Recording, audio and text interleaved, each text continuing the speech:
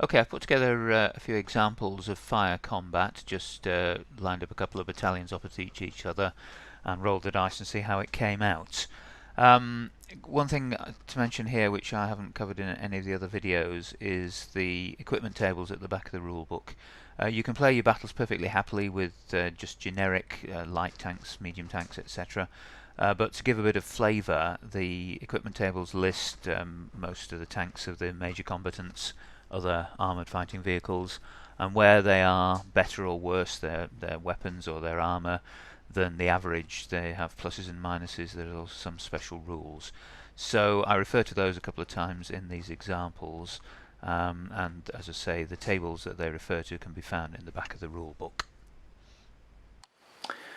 Okay, let's look at a simple sample combat just to see how the mechanics work. We're assuming it's the middle of a battle. The German player has initiative, and in the movement phase that just finished, they've moved this battalion forward to face the British battalion, which is sitting in the woods there. The green patch is woods. You can tell it's woods because it's got a couple of trees at the back, and the green shows the area. So the German battalion has moved forward and is now going to fire on the British. The German fires first because he has the initiative.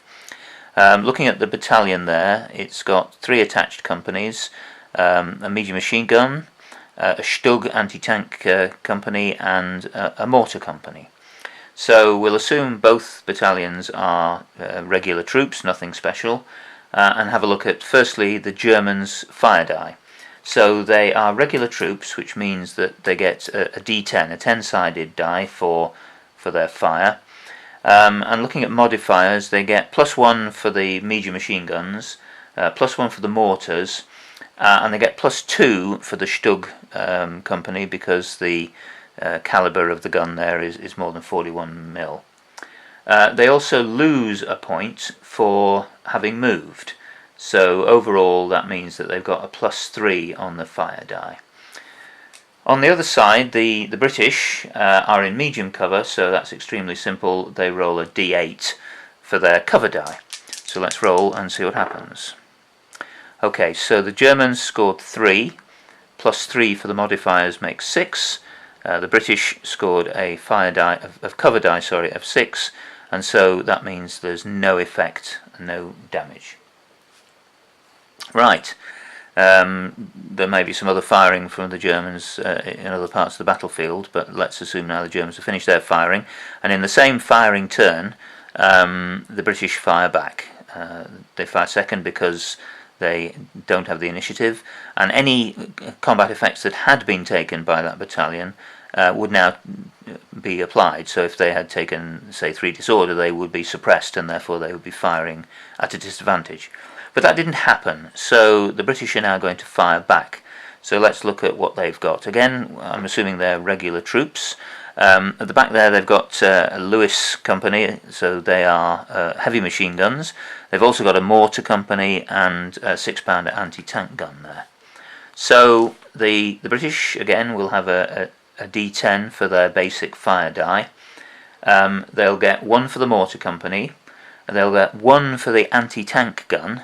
That's only 1. The Stug got 2 because it's an AFV, including stuff like machine guns and so on. But the British get 2 for the heavy machine gun. The reason being it is at short range. Short range is 6 centimeters at this scale, and it's less than that. So that's +4. But they also lose 1 because the target moved. The Germans, as you recall, moved in the preceding movement phase. So again, like the Germans, they get a +3 on their die.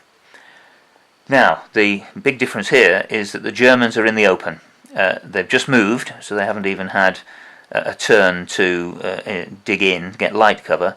So those are infantry in the open, and that means their fire die, their cover die, is a D4. So the German player will have his fingers firmly crossed as we roll the dice. And he got lucky, in fact, because he rolled a 4 for his cover die. But the British rolled an 8. That's it's actually a 20-sided die, but taking 10 off, so that's 8. +3 is 11, which means that the British managed to double and more the cover die of the Germans, but didn't triple it. So if they'd scored 12, so if they'd rolled a 9 or a 10, then they would have tripled it and got 3 disorder points. As it is, they scored 2, which means that the German battalion now has disruption 2 disorder points. Had it been 3, then they would have been suppressed immediately, and they would also have had to take an immediate morale test because of 3 points of incoming fire in one blow. So things could have gone worse for the Germans, and if they'd had the 25% chance that meant the cover die had come up a 1, then they would have lost one of those 3 attachments, and they would also have lost, if they'd had any decorated leaders with that battalion, they would have lost them as well. Okay, let's have another combat example. We'll have the British battalion from the previous example, regular battalion in the woods with 3 attachments, and this time we're going to bring up to fire at them a Puma armoured car battalion, and let's assume, as many recon battalions are, that these are elite troops. Now the Puma weapon is a 75mm anti-tank weapon really, but we'll use the infantry tables for determining the fire die, because we're firing at infantry. This isn't quite clear in the rules themselves, but the clarification sheet has been issued which tidies up a number of points, and this is one of them. When you're firing at an infantry target, even if you're using anti-tank weapons, you use the infantry table to determine the fire die. The idea being that they're firing HE shells and so on for the most part. So in this case, the fire die will be a D12 because the battalion is an elite battalion.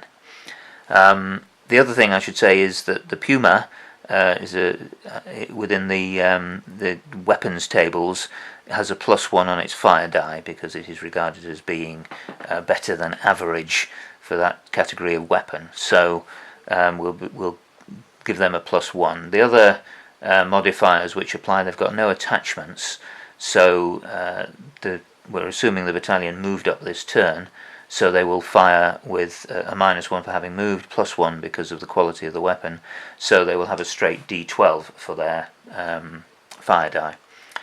The British, as before, the cover die is based simply on the cover that they're in. In this case they're in a wood which gives them medium cover, so they simply roll a D8. So it's going to be a straight roll between a D12 and a D8. It looks like the British are fine. The Germans rolled a 1. So that means that they've caused no disorder on the British battalion. It also means that the Germans will have to roll to see if they are low on ammo. We'll just quickly check the table for that. They need to roll a D6, which, let me grab one.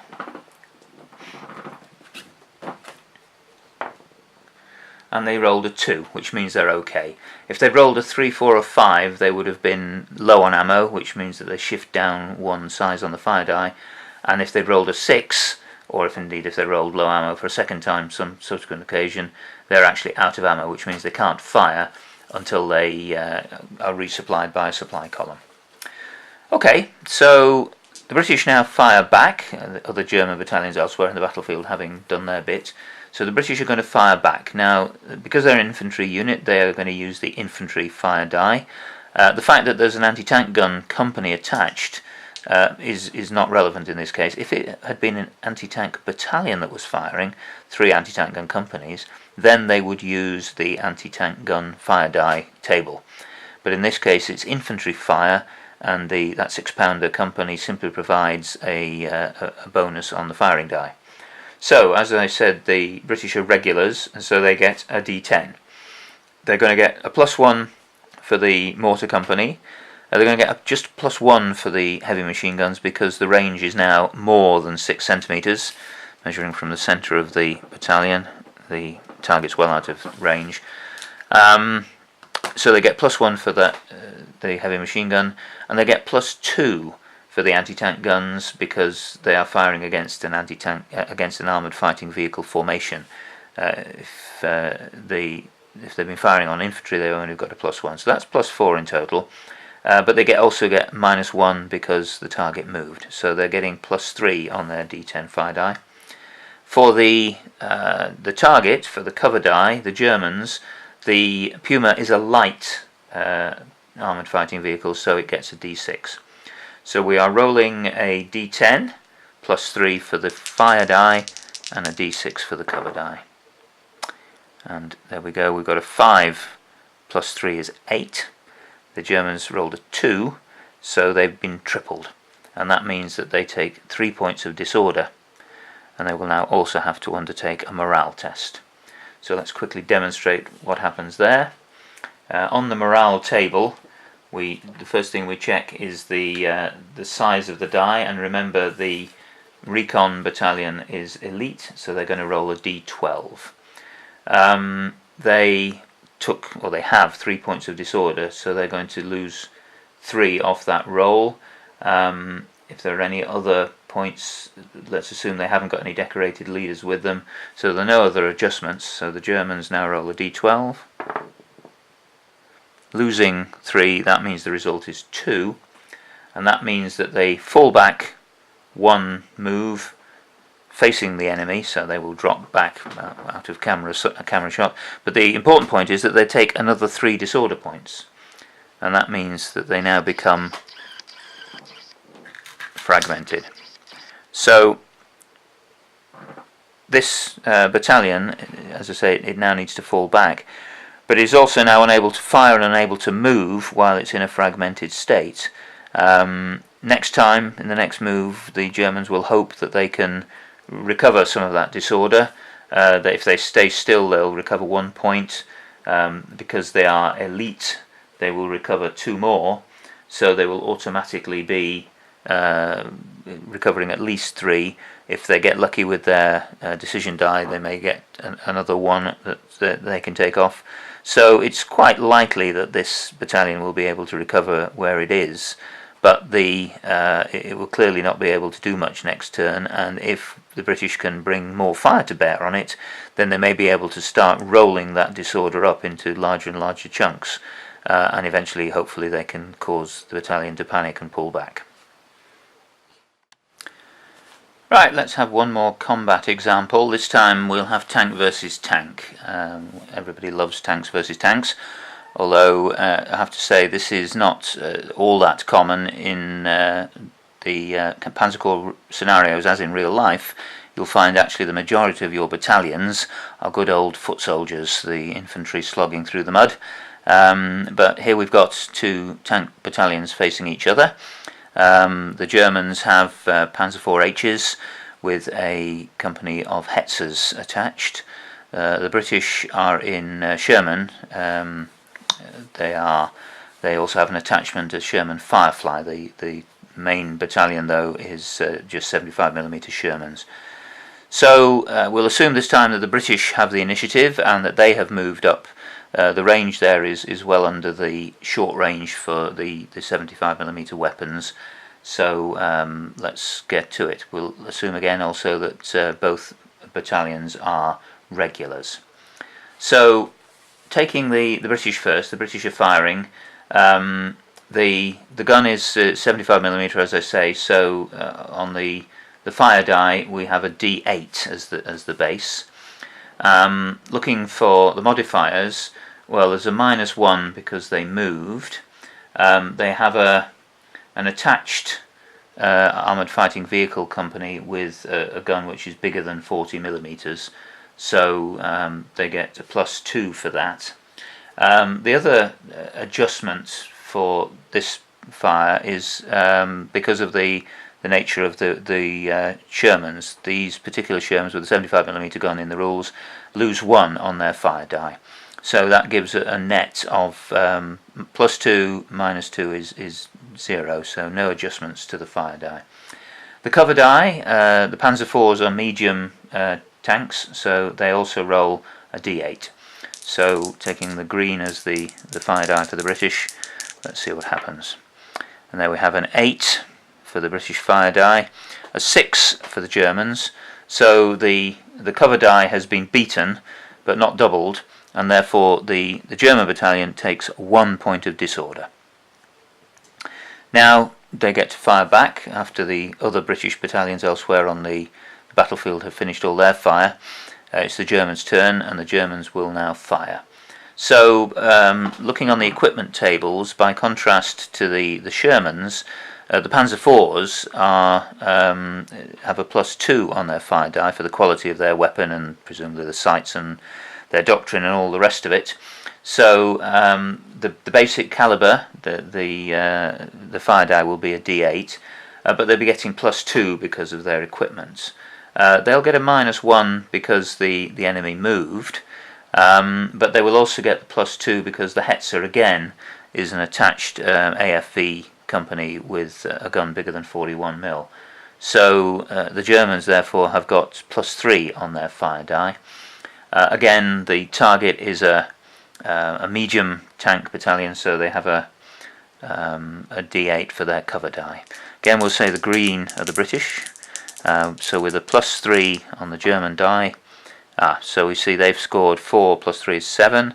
The British is 2. So they've been tripled. They have therefore received 3 disorder points, which immediately puts them into suppression. But it also means, so that's a pink token momentarily, but it also means again, because they have taken 3 points of disorder from a single firing event, they have to take a morale test, and they have to take it immediately.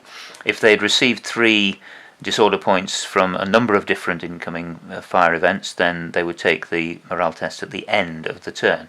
But if you get 3 all at once, then you take an immediate morale test. These, as I said, are regulars, so the basic dice is a D10.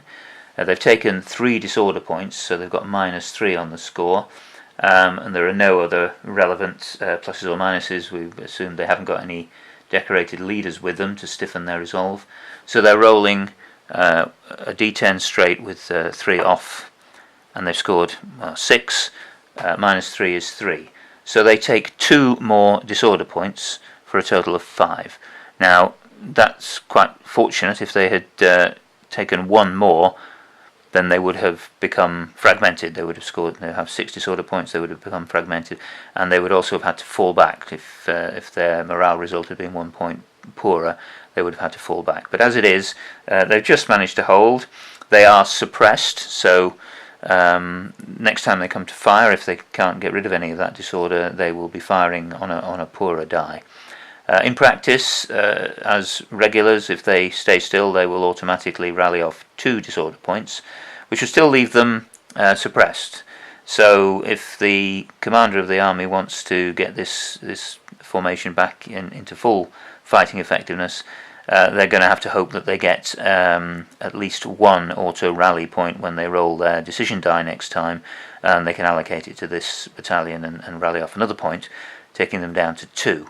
But clearly they've taken quite a bit of damage, a lot of confusion, a lot of disorder in the ranks, and if the Germans can put pressure on this battalion quickly, then it may well panic and break. So the British might be well advised to pull it out the line and find someone else to plug the gap.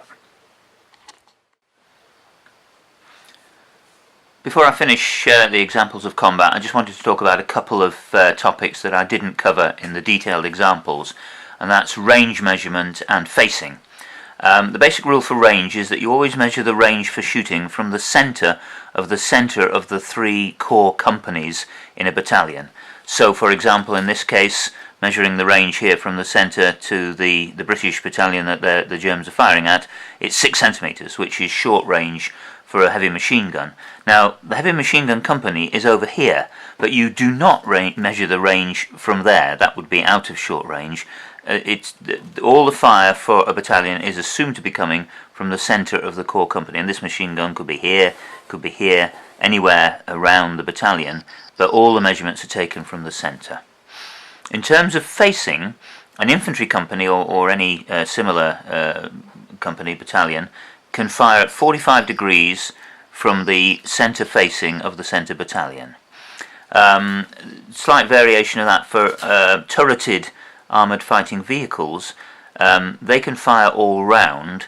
They can fire 45 degrees forward and 45 degrees from the centre back line without negative effects. If they're firing to the flanks, then the firing die is reduced by one size. Other types of troops, as I say, can't fire at all except within that 45 degrees arc either side of straight forward. Now that may seem slightly strange. You say, well, infantry can fire all round, can't they? But remember that this is a battalion of 500 to 1,000 troops who have been deployed carefully. All the individual platoons, squads have been set up, probably dug in with firing arcs and ranges and so on all worked out. They can't just suddenly pivot 90 degrees and start fighting to their flank. So the firing can only happen within 45 degrees of the centre. The other thing I should say in terms of measuring range, although you always measure the range from the centre of the centre company, you measure to the nearest point of the enemy. So the range there would still be 6, although the centre's moved considerably further away. Okay, hope that's clear. It's a couple of little details that sometimes cause people to raise questions. And that's it.